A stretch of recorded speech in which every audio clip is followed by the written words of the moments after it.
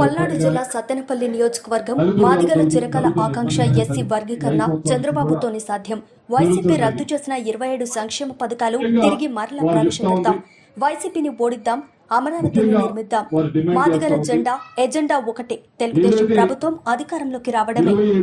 మాదిగల పంతం ఒకటే, జగన్ అంతం.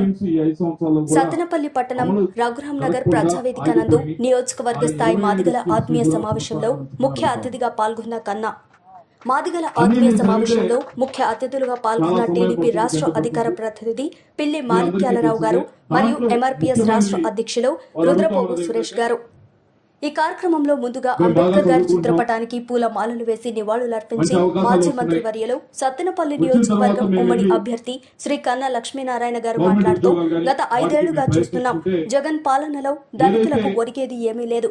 నా ఎస్సీలు, నా ఎస్టీలని అందరినీ మోసం చేసిన ఘనత అది ఒక జగన్ కి చెందుతుంది. ఈ కార్యక్రమంలో లావు కృష్ణదేవరాయలు గారు మాట్లాడుతూ, దళితులను మోసం చేసిన ప్రభుత్వం ఏదైనా ఉందంటే అది వైసీపీ ప్రభుత్వమే. ఏ దళిత కాలనీలో పథకం అమలు కావడం లేదు. 5 ఏళ్లలో 38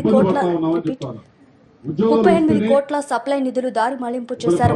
రాజధానితో వచ్చే ఉద్యోగ ఉపాధి అవకాశాలు కోల్పోయారు. ఎస్సీ సప్లై నిధులను ఖర్చు చేయకుండా కమ్యూనిటీని అభివృద్ధి చేయడానికి వాడతామని, విదేశీ విద్యకు కావాల్సిన సదుపాయాలు కల్పిస్తామని, కమ్యూనిటీ హాళ్లు నిర్మిస్తాం.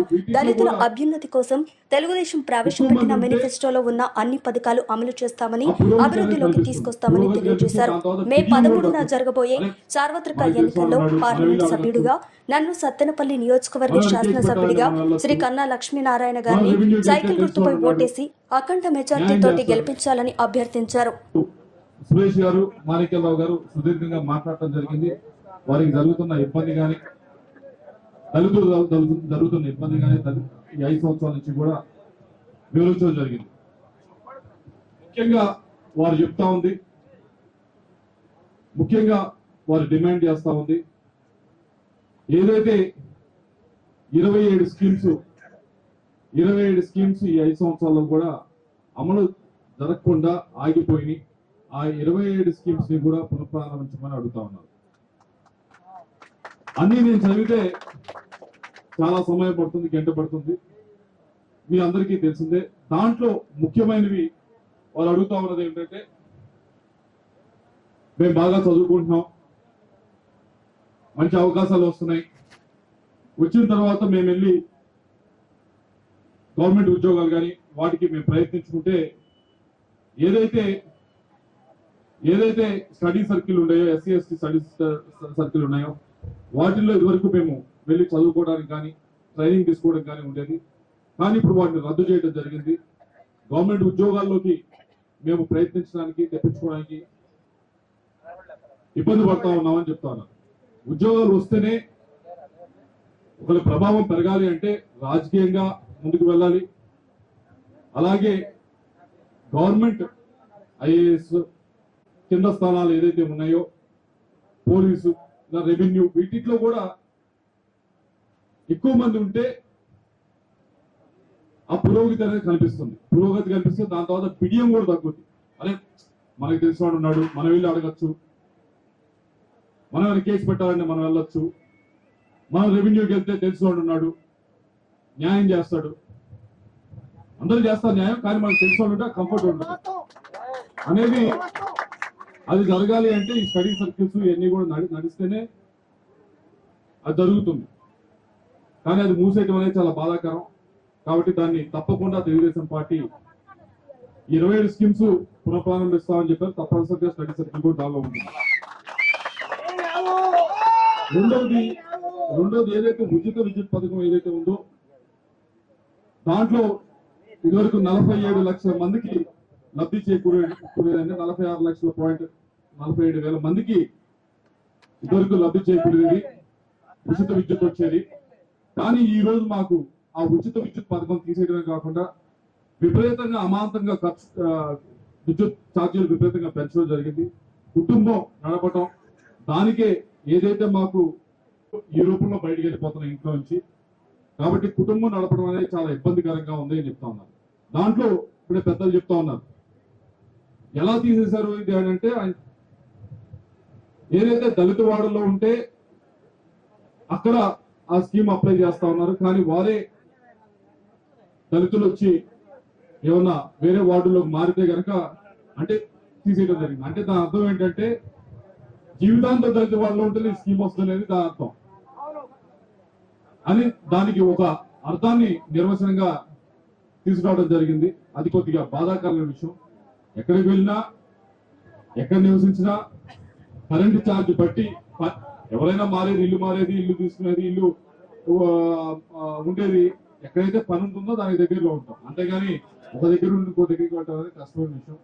కాబట్టి ఎక్కడున్నా కానీ దీన్ని అమలు పరిచే విధంగా ఈ 27 స్కీమ్లు ఏదైతే పునఃప్రారంభిస్తా ఉన్నారో దాంట్లో ఉంటుందని చెప్పి అందరూ కూడా తెలియజేసుకుంటా ఉన్నాను. ఇందాక చెప్పినట్లు చదువుకున్న తర్వాత ఈ బ్యాక్లాగ్ పోస్టులు ఉద్యోగాలు ఏదైతే ఉన్నాయో దాని గురించి చెప్పారు. దాదాపు 10,000 ఉద్యోగాలు భర్తీ అయిన ప్రమోషన్ లో రిజర్వేషన్ కూడా జరిగింది 2014 నుంచి 19 దాకా. కానీ 19 నుంచి 24 దాకా ఇది ఒక్కటి కూడా జరగలేదని చెప్పి పెద్దలు చెప్పారు. వారందరికీ కూడా మాటిస్తా ఉన్నాం. ఏదైతే బ్యాక్లాగ్ పోస్ట్ ఉన్నాయో మెగా డిఎస్సీ పెట్టి తప్పకుండా ఇవన్నీ పూర్తి చేసే బాధ్యత తెలుగుదేశం పార్టీ తీసుకుందని చెప్పి అందరూ తెలియజేసుకుంటా ఉన్నాం. వీటితో పాటుగా ఏ గ్రామానికి వెళ్ళినా కన్నా గారు కానీ మేము కానీ ఏ గ్రామానికి వెళ్ళినా ఈరోజు అడుగుతా ఉన్నది సిమెంట్ రోడ్ల గురించి అడుగుతా ఉన్నారు. అయ్యా మాకు సిమెంట్ రోడ్లు కావాలి, సైట్ ట్రైన్లు కావాలి.